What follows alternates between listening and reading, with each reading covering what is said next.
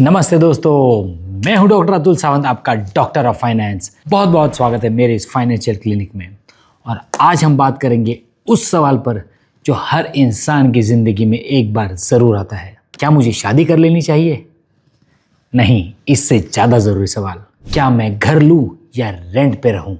ये सवाल आपके फाइनेंशियल हेल्थ के लिए ऐसा है जैसा जिम में वेट्स। अगर आप जरूरत से ज्यादा वेट उठाएंगे तो आपकी बॉडी इंजर होगी, और अगर आप जरूरत से कम वेट उठाएंगे तो आपकी बॉडी कभी फिट बनेगी ही नहीं। जब एक आम आदमी फल वाले के पास आम लेने जाता है तो वो 5 बार तो बार्गेन करता है। हम कोशिश करते हैं कि सबसे बेस्ट डील मिले। हम छोटी छोटी चीजों में सूझबूझ के साथ फैसला लेने की कोशिश करते हैं, लेकिन जब बात आती है रेंट पे रहने या घर बाय करने के बारे में, तब हम किसी का भी एडवाइस ले लेते हैं। आजकल सब कहते हैं कि रेंट करो, कभी घर बाय मत करो, लेकिन मैं कहता हूँ बुकिश नॉलेज का ओवरडोज मत लीजिए।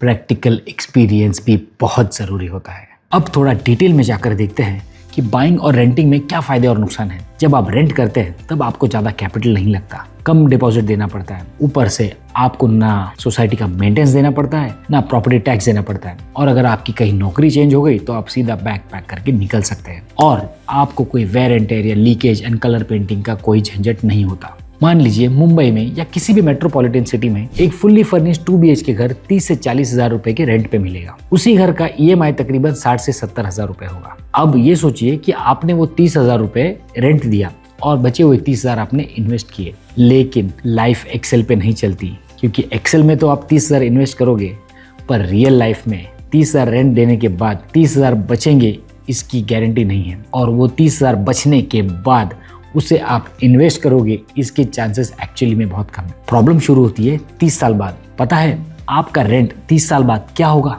मान लीजिए आपका रेंट हर साल 10% से बढ़ा, तो 30 साल बाद आपका हर महीने का रेंट होगा 5,23,000 रुपया। और अगर आपका नसीब अच्छा रहा और सिर्फ 5% रेंट बढ़ा तो 30 साल बाद आपका रेंट होगा 1,29,000 रुपए पर महीना।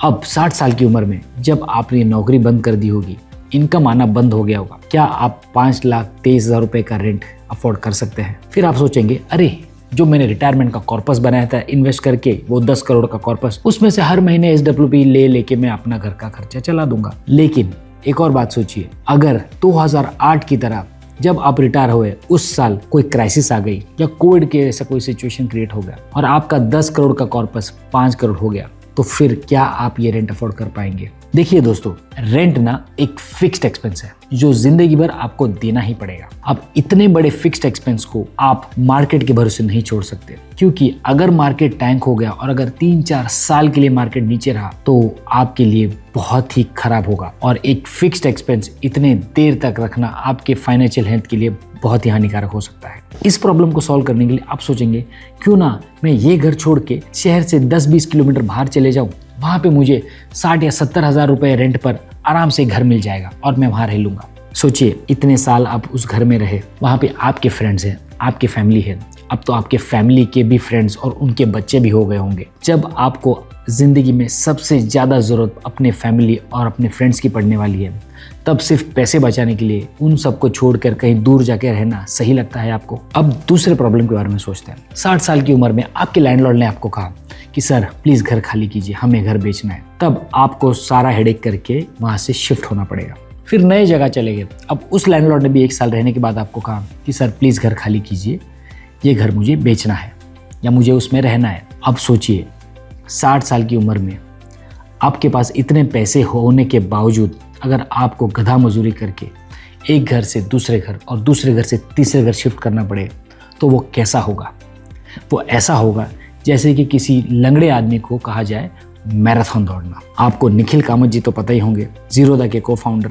वो हमेशा कहते थे renting is better than buying. लेकिन हम सबको पता है कुछ ही महीनों पहले उन्होंने अपना घर लिया और फिर उसका एक्सप्लेनेशन उन्होंने यही दिया कि renting is beneficial but it has a major drawback of uncertainty and you might have to vacate the house sooner than you think. उन्होंने यही एक्सप्लेन किया कि रेंटिंग तो वैसे बाइंग से अच्छा होता है, लेकिन रेंटिंग का एक बहुत बड़ा प्रॉब्लम है और वो है अनिश्चितता, और आपको कभी भी आपका घर मालिक निकाल के भगा सकता है। तो फिर क्या बाइंग हमेशा सही है? नहीं, बिल्कुल नहीं।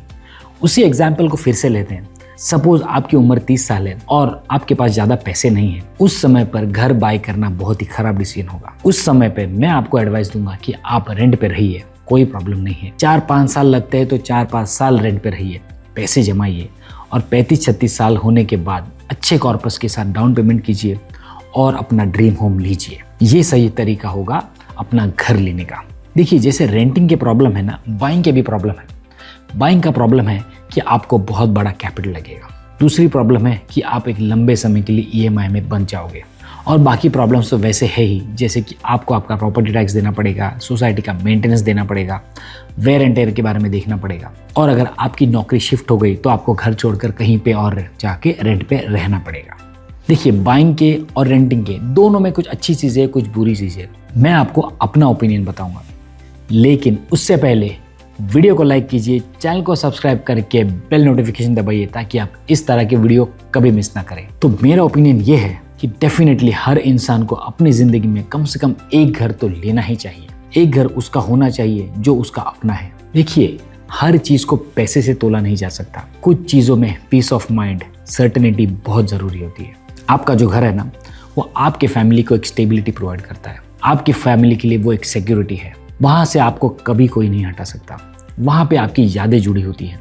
वहाँ पे आपके बच्चों का बचपन और उनके बच्चों का बचपन गुजरता है। और मेरे ख्याल से ये दोस्ती यारी ज़िंदगी में बहुत मायने रखती है। अगले वीडियो में मैं आपको बताऊँगा कि घर खरीदने का सबसे बेस्ट तरीका क्या होता है और कौन से सिचुएशंस में आपने घर नहीं खरीदना चाहिए और रेंट पे रहना चाहिए। अगर आपको ये वीडियो अच्छा लगा तो प्लीज़ लाइक कीजिए और इसे अपने दोस्तों के साथ ज़्यादा से ज़्यादा शेयर कीजिए ताकि वो भी बाइंग और रेंटिंग के इस कन्फ्यूजन को दूर कर सके और अपना डिसीजन बना सके।